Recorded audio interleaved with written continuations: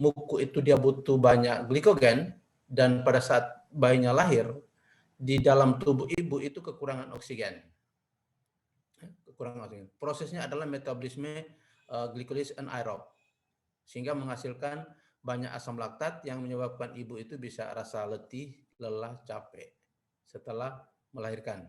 Pada saat setelah melahirkan, bayinya keluar. Nah, di saat yang sama itu ibu disuruh oleh, kalau melahirkannya di rumah sakit ya, setelah bayinya di luar, dia disuruh untuk tarik napas ya, untuk bisa merubah ya. Setelah oksigen masuk, berarti anaerob, oksigen yang cukup di dalam tubuh ibu, di dalam darah ibu, sehingga merubah asam laktat yang menyebabkan ibu tadi rasa capek, letih, lelah tadi menjadi asam pirufat, pirufat enol, PEP, seterusnya menjadi pembentukan glukosa di dalam darah, dan seterusnya membentuk glikogen, sehingga ibu itu rasa letih atau capeknya berkurang atau lega. Nah, itu kalau kelahirannya normal.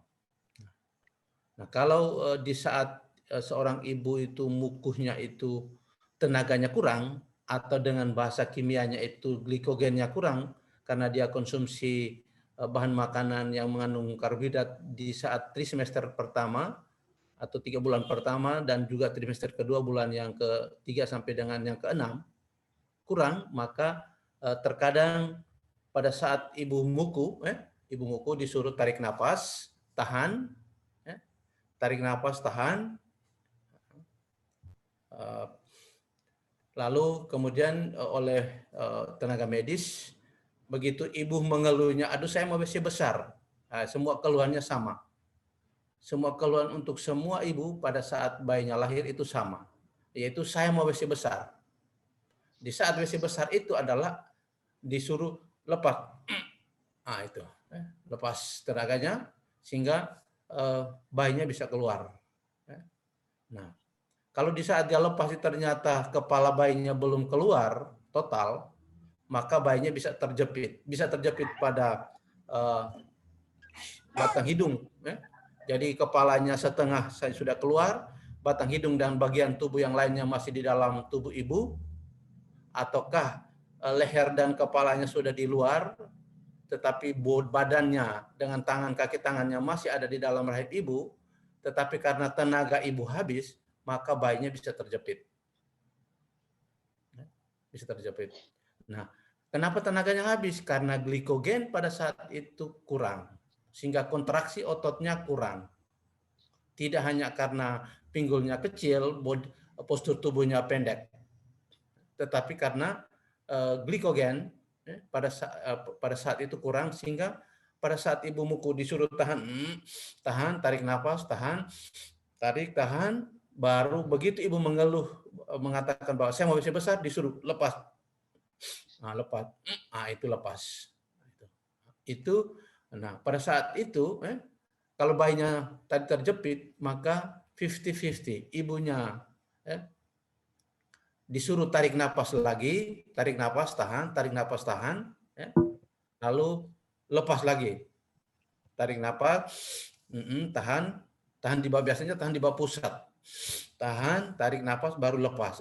Itu kalau sudah terbentuk. Nah, pada saat tarik napas itu ibu memasukkan oksigen di dalam darah, sehingga terjadi perubahan proses metabolisme gluconeogenesis menjadi glukosa, dari asam laktat menjadi atau asam pirufat menjadi glukosa, kemudian diabsorpsi oleh membran sel masuk ke dalam jaringan otot, terjadi pembentukan glikogen pada jaringan otot, sehingga terjadi kontraksi otot kembali, sehingga ibu bisa melahirkan lagi, keluarkan bayinya.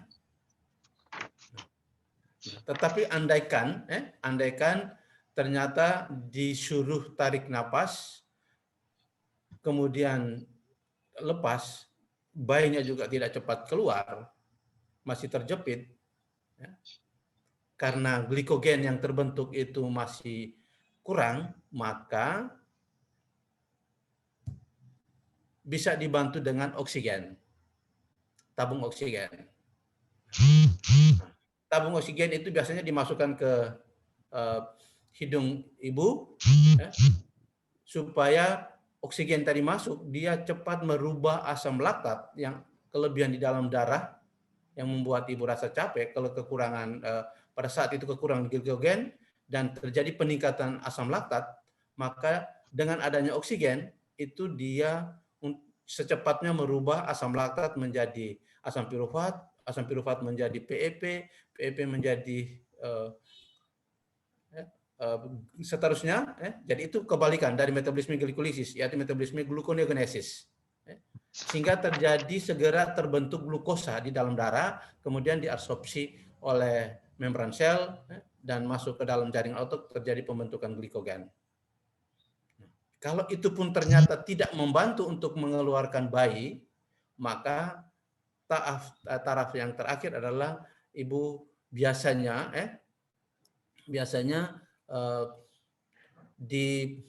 kita bicara tentang medis ya, jadi jangan tersinggung. Adik perempuan terutama biasanya dibawa saluran kelahiran itu disayat dengan pisau set. Kemudian dokter memasukkan tangannya dengan menggunakan handscoon, kemudian cara pegang untuk menolong bayi supaya bisa keluar. Ini pegangnya ibu jarinya di sini, kemudian ini, baru dia tarik keluar. Nah, di saat terjepit itu bisa saja karena jangka waktunya jangankan setengah jam atau 1 jam, 15-10 menit saja ibu bisa fatal. 50% bayinya meninggal atau 50% ibunya meninggal atau dua-duanya. Nah, kalau ini sudah keluar, pada umumnya itu pada saat terjepit, karena pada saat dia terjepit misalnya di leher ataupun di hidung tadi, maka oksigen dari ibu ke bayi itu kurang. Maka kepalanya jadi panjang, lonjong dia. Karena pada saat itu kepala kita itu belum teroksidasi dengan udara, maka tengkorak kepala kita itu bagaikan bola yang masih lembek, bola kaki yang masih lembek. Karena belum terkena oksigen, sehingga belum teroksidasi menjadi tulang yang kuat, tengkorak yang kuat. Sehingga kepala kita itu biasanya jadi panjang. Bisa saja ini bisa 1 jengkalan. Kalau itu yang terjadi, maka begitu keluar, biasanya setelah bayi itu tertolong keluar, maka sebelum 1 jam itu biasanya cara mengatasinya itu, karena pada saat itu oksigen di dalam saraf otak anak itu kurang, maka enzim esterase pada pada otak itu tidak berfungsi dengan baik. Sehingga cara menolongnya yang pertama itu begitu bayinya keluar, sesegera mungkin dibersihkan dari darah, dimandiin, kemudian ibu dibersihkan darahnya, kemudian ibu kalau ibunya biasanya tidak ibu tapi tenaga medis ataupun yang membantu, orang tua di kampung yang membantu, biasanya kita usahakan supaya bayinya dipukul, tidak dengan sekuat tenaga, tapi dipukul supaya dia menangis. Diusahakan dia menangis. Nah, fungsinya untuk menangis apa? Fungsinya untuk oksigen, menarik oksigen, sehingga bisa mengaktifkan enzim esterase pada saraf otak. Itu yang pertama. Kemudian sebelum 1 jam, itu biasanya dokter, para tenaga medis biasanya meminta supaya bayinya taruh di dada ibu. Nah, itu kan secara psikologis untuk mendekatkan ibu dengan anak. Tetapi alangkah baiknya kalau kejadian seperti itu, maka penanganan untuk mengatasi kepala yang lonjong tadi, yang panjang tadi, yaitu dengan yang sekarang sudah terjual bantal yang sudah ada lingkarannya. Kalau zamannya dulu itu tidak ada, belum ada. Yang ada itu handuk, pakai handuk. Jadi begitu keluar, bayinya segera dibersihkan dari darah, kemudian di bantal yang ada lekukan ini, lingkaran, ada lekukannya, bayinya ditidurkan menghadap ke atas, menghadap ke atas. Nah, selama kurang lebih 1 jam setelah melahirkan, itu proses mulai terjadi oksidasi pada tengkorak kita, tulang-tulang tengkorak kita. Sehingga pada saat itu dia akan mengembang. Dia mengembang itu akan mengikuti lingkaran yang tadi, lingkaran yang bantal tadi. Sehingga kalau kepalanya panjang, dia akan membentuk sesuai dengan lingkaran tadi kepala kita. Tetapi kalau dibiarkan saja dia miring, ya, tidur miring karena ibunya mau nyusui, maka kepala kita akan miring panjang seperti saya punya termasuk. Nah, apalagi kami zaman dulu tidak pernah ada bantal, yang ada adalah pelepah. Jadi kita yang kepala panjang, kepala lonjong, itu rata-rata kita setelah dilahirkan oleh ibu, kita langsung disusui oleh ibu, langsung kita miring sebelum 1 jam. Nah, makanya kita kepala panjang. Ya. Tapi kalau biasanya kepalanya ceper, bundar, bagus, itu biasanya ibunya tidurkan bayinya tengadah ke atas selama 1 jam, sebelum 1 jam setelah melahirkan. Sebelum 1 jam setelah melahirkan. Dan kelemahan bayi yang lahir terjepit seperti itu adalah karena pada saat itu oksigen di dalam saraf otak itu kurang, di dalam darah di dalam saraf itu kurang, maka aktivitas enzim esterasenya kurang, maka akan memperlambat daya pikir. Jadi anak yang lahir terjepit seperti itu, biasanya kalau dibandingkan dengan anak yang lahir normal, maka selalu berpikirnya lambat. Berpikirnya lambat. Karena pada saat itu oksigen kurang di dalam saraf otak. Nah, supaya mengatasi itu, maka umur sekitar 2 tahunan, 1 tahun lebih 2 tahun itu diatasi dengan cara permainan anak dengan cara bongkar pasang. Supaya bukan memaksa, tapi mengaktifkan enzim esterase. Lama-lama dia bisa. Jadi dengan cara bongkar pasang itu dia berusaha untuk berpikir untuk bagaimana dia bongkar dan bagaimana dia pasang. Itu cara mengatasinya. Walaupun dia ada agak lambat dibandingkan dengan anak yang normal, tapi lama-lama bisa teratasi.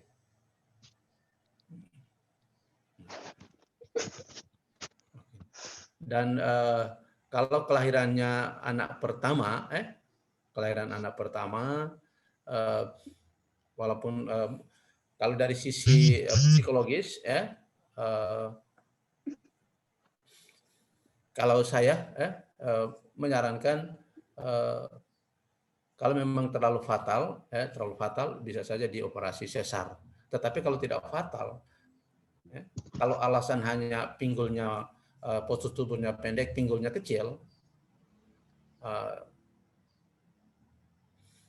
itu saya tidak menyarankan untuk dioperasi, operasi sesar, karena ada kelemahannya. Begitu operasi sesar di anak pertama atau kelahiran keberapa, itu maksimal hanya 3 tahun. Setelah itu tidak boleh lagi, atau 2 kali kelahiran. Setelah itu tidak boleh lagi. Karena operasi sesar di kelahiran yang ketiga dan keempat itu riskan untuk bisa terjadi fatal bagi ibu. Karena jahitannya sudah makin menipis, itu bisa saja membuat bayinya makin besar, bisa saja bisa terbuka di saat dia, apalagi kalau bayinya di atas 3, atau 4 berat badannya.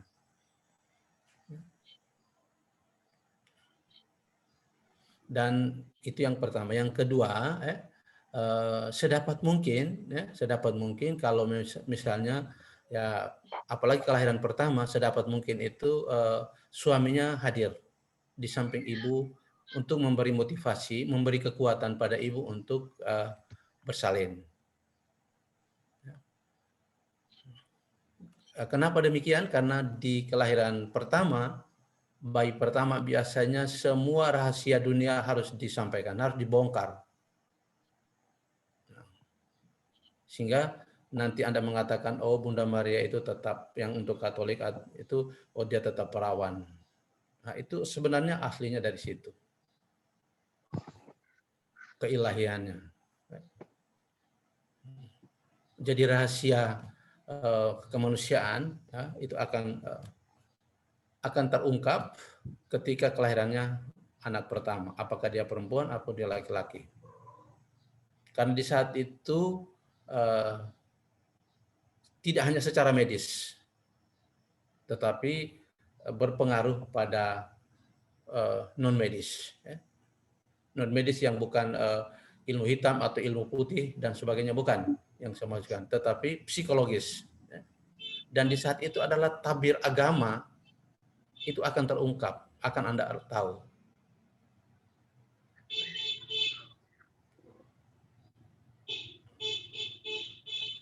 Contoh misalnya, saya ambil contoh, di saat masih muda, saya berteman atau saya punya pacar yang sudah diketahui orang tua, yang sudah disetujui orang tua, tiba-tiba saya lepas, sudah berjalan sekitar 3-4 tahun.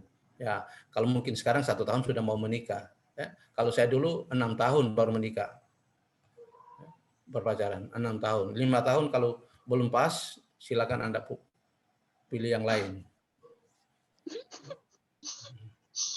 Apalagi kalau kuliah IPK-nya tidak sampai 3, tidak boleh ketemu saya sampai selama semester itu. Itu catatan. Oh iya. Ya, nah, itu pengalaman saya. Jadi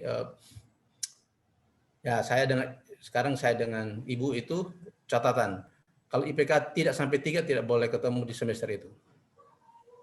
Itu ujian.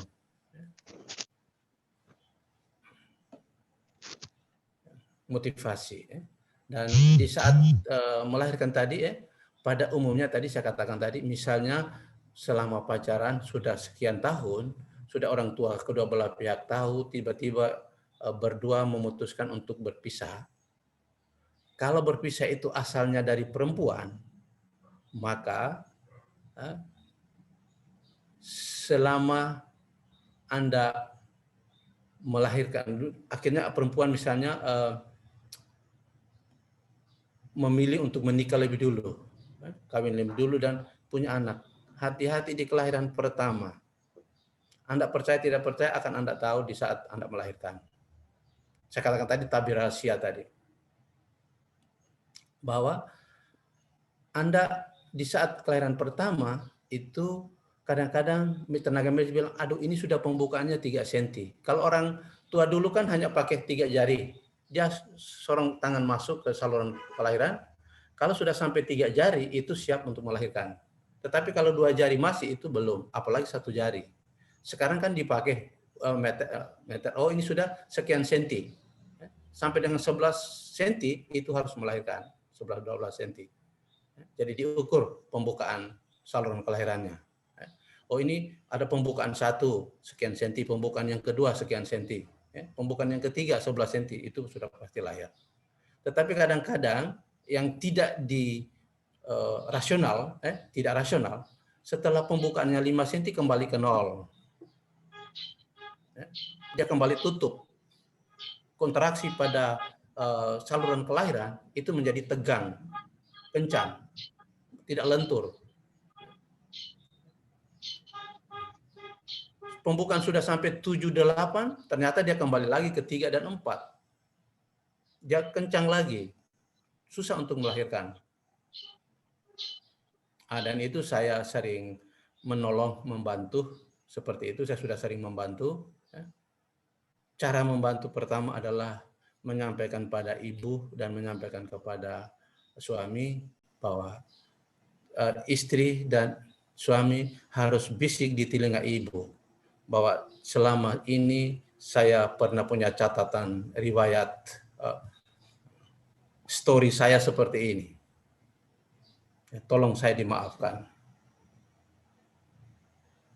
Aduh Tuhan. Begitupun laki-laki harus bisik kepada ibu bahwa saya dalam perjalanan hidup saya selama ini mudah, ada hal-hal yang saya lakukan seperti ini. Tolong saya dimaafkan. Jika tidak, Anda tidak akan melahirkan dengan baik. Kecuali dengan operasi. Dan biasanya seperti itu, dokter lebih senang. Dia minta supaya sesar, karena dia dapat duitnya 10% dari harga. Sorry, 30% dari harga. Bukan 30% kalau saya tidak salah.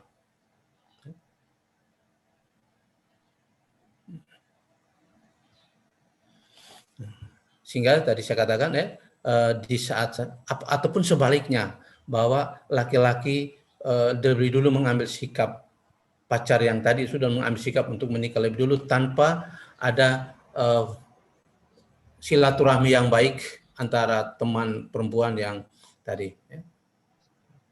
Kenapa demikian terjadi? Ada di Alkitab mengatakan bahwa jika Anda mengatakan dosanya sudah diampuni, maka dosanya diampuni. Tetapi jika Anda mengatakan dosanya tidak diampuni, maka dosa yang tetap tidak diampuni.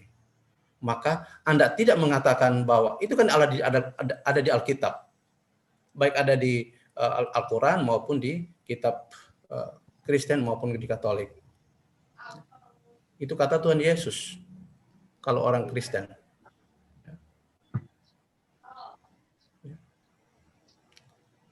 Andaikan Anda selama, tadi saya katakan contoh misalnya, selama itu Anda menyakiti suami, menyakiti pacar, atau pacar menyakiti laki-laki. Kemudian perempuan mengambil sikap untuk menikah lebih dulu. Begitu dia dengar Anda menikah, sakit hatinya belum terobati, maka dosa Anda belum, dosa asal, dosa tetap dosa. Dia sakit hati. Dia cukup mengatakan, ya, saya masih sakit hati. Itu pun bisa terjadi akan kenai pada Anda. Ya, kalau dalam agama India itu dia kata karma.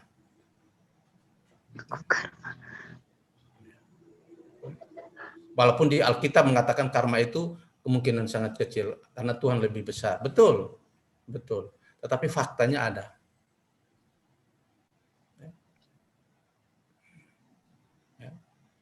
Jadi padahal di Alkitab mengatakan apabila saya tetap sakit hati, maka dosa Anda itu belum diampuni. Tetapi kalau Anda sudah meminta ampun, minta maaf, okelah, sudah, saya ampuni, saya maafkan. Dosanya akan terampuni. Itu kata Alkitab yang dikatakan oleh Tuhan Yesus katanya di dalam Alkitab itu.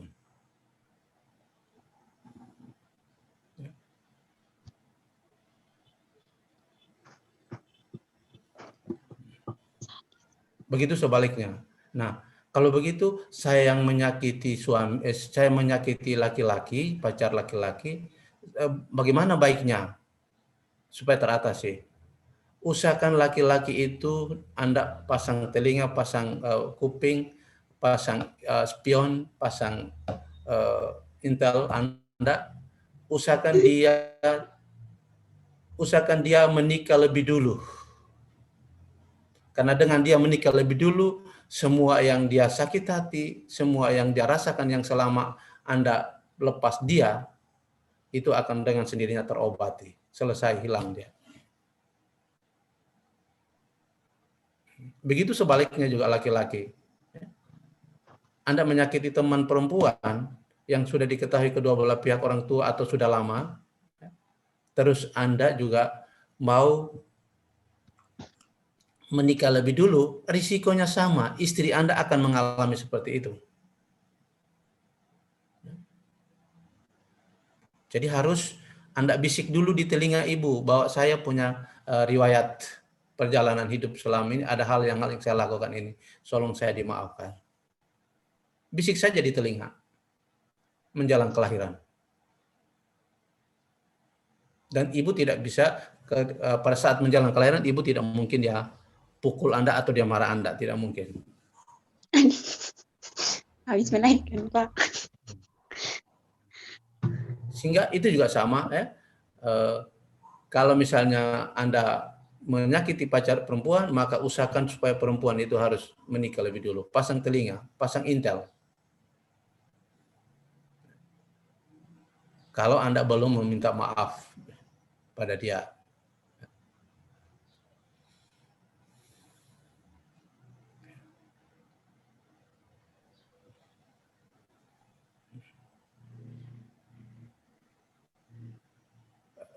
Ya, secara praktis ya saya tidak mengatakan bahwa saya tahu semua seperti Tuhan Allah, tidak. Tetapi saya secara praktis, empirik, saya sering membantu seperti itu, dan saya punya kecil semua, kecuali nomor 1, itu saya tidak, nomor 1 dan nomor 3, itu saya tidak bantu, tetapi nomor 2 dan nomor 4 itu saya sendiri membantu untuk melahirkan.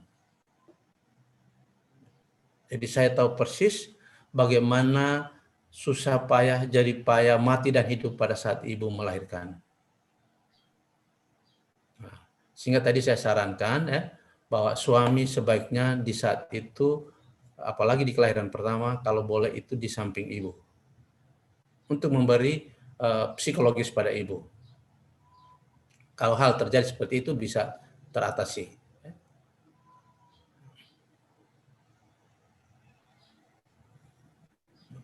Kalau misalnya ternyata ibu hanya dibantu oleh dokter, tenaga medis.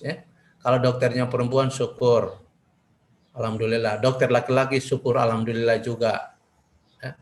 Tetapi kalau di kota besar, mudah-mudahan di Kupang belum terjadi.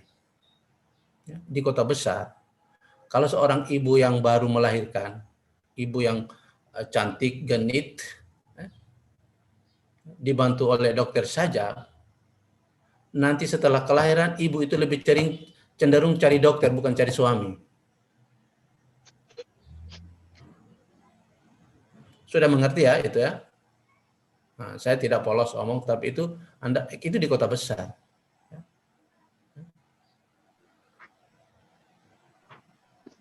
Ya, mudah-mudahan di Kupang akan menjadi kota berkembang lebih besar, jangan sampai terjadi.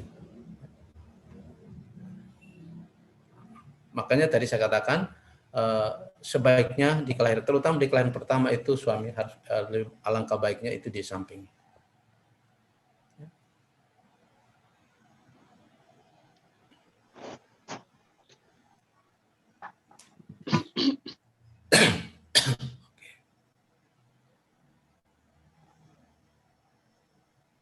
Pak. Saya menceritakan itu terutama kelahiran terjepit, itu saya alami sendiri kecil yang kedua. Di rumah bersalinnya Dokter Primus yang sudah almarhum, Cina Belu, Cina Temboa. Saya punya kecil menjadi pasien terakhir bagi beliau di tahun 95.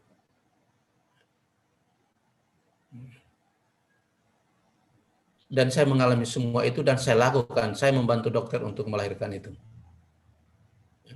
Dokternya di kepala, saya dengan ibu dokter, kebetulan waktu itu mahasiswa saya di bidan, di Maranatha, di Nusantara, sehingga saya dengan ibu dari bagian saluran kelahiran, saya di bagian kepala, dokter dengan ibunya di bagian kelahiran, saluran kelahiran. Begitu terjepit, dokternya lari masuk kamar dan sembahyang, sedangkan ibu dokternya menangis berteriak sampai minta tolong Tuhan Yesus, minta tolong Bunda Maria. Saya bilang, ibu tidak usah khawatir, dokter tidak usah khawatir, saya tanggung jawab. Saya akan bantu, tidak akan fatal. Karena saya yakin bahwa Tuhan kasih, Tuhan akan kasih keluar. Mati saja dia kasih keluar, apalagi hidup. Itu prinsip. dokter katakan, ya Pak kuat, saya sangat kuat dokter. Saya punya tradisi tidak sembarang untuk meninggal. Sehingga begitu dokter masuk, dokter keluar, saya membantu dari kepala ibu, dokter dan ibu, sehingga saya katakan itu dokter Primus punya tangan Tuhan. Caranya seperti tadi, tersayat, seorang tangan masuk baru ini. Dalam waktu tidak sampai 3 detik, bayinya keluar. Tapi kepalanya panjang. Kepalanya waktu itu lebih dari 1 jengkal, hampir 30 cm. Saya bilang, dokter tidak usah khawatir, saya sudah siap. Yang penting dokter kita saling beri masukan ya, sehingga saya menyampaikan dokter untuk taruh di dada jangan dulu selama 1 jam pertama. Saya pindahkan dulu ke tempat tidur. Di samping ibu saya buatkan handuk, lingkaran handuk, tengadah ke atas. Setelah 1 jam baru boleh taruh di sini. Sebelum 1 jam itu kepala kecil saya sesuai dengan lingkaran dan kepalanya yang paling bagus sekarang. Saat ini kepalanya paling bundar. Kalau laki-laki, perempuan katakan paling ganteng. Minta nomor, Pak. Ivan jomblo tuh. Minta nomor. Minta nomor, sayangnya dia sedang menyelesaikan apoteker, barusan selesai S2 farmasi, sedang apoteker tinggal selesai. Jadi dia masih di Jawa. Minta nomor ya. Ya, jadi itu cerita pengalaman praktis dan juga secara teoritis konseptual, secara biologi, biokimia. Saya sudah melihat, saya sudah mengalami itu. Dan solusi yang tadi saya sampaikan juga solusi saya lakukan juga. Saya juga lakukan seperti itu.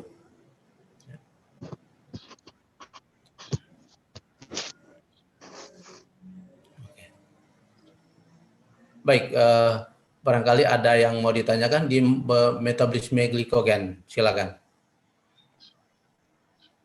Saya, Pak. Ya. Kenapa anak itu lahir prematur? Bisa saja kalau prematur itu rata-rata itu laki-laki.